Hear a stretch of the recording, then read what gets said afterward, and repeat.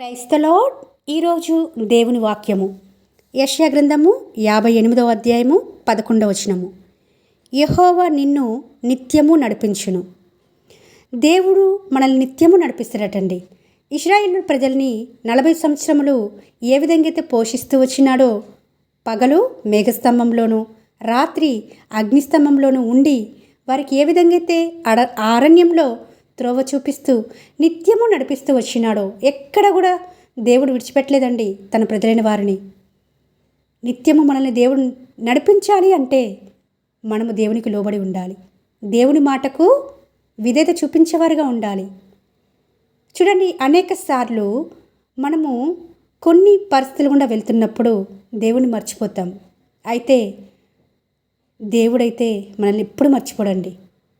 నిన్ను విడువను, ఎన్నడూ ఎడబాయనని, నిన్ను మర్చిపోనని దేవుడే పలుకుతున్నాడు.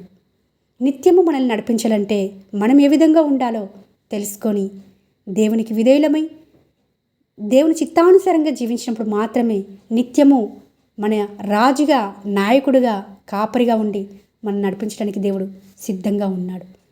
నిత్యము దేవుని చేత నడిపింపబడినప్పుడు మాత్రమే మనము సరైన రీతిలో మన జీవితాన్ని కట్టుకోగలుగుతాము.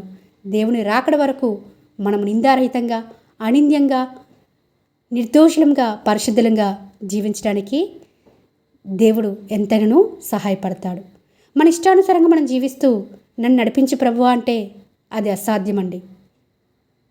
దయచేసి ఈ రోజున దేవుడు మనతో స్పష్టంగా మాట్లాడుతున్నాడు. నేను నిత్యం నిన్ను నడిపిస్తాను, అయితే నేను చెప్పిన పని నువ్వు చెయ్యి. నేను ఏదైతే చెప్తూ వచ్చినానో దాని ప్రకారం జీవించు, నా కొరకు జీవించు. ప్రతి పరిస్థితిలోని నా మీద ఆధారపడు.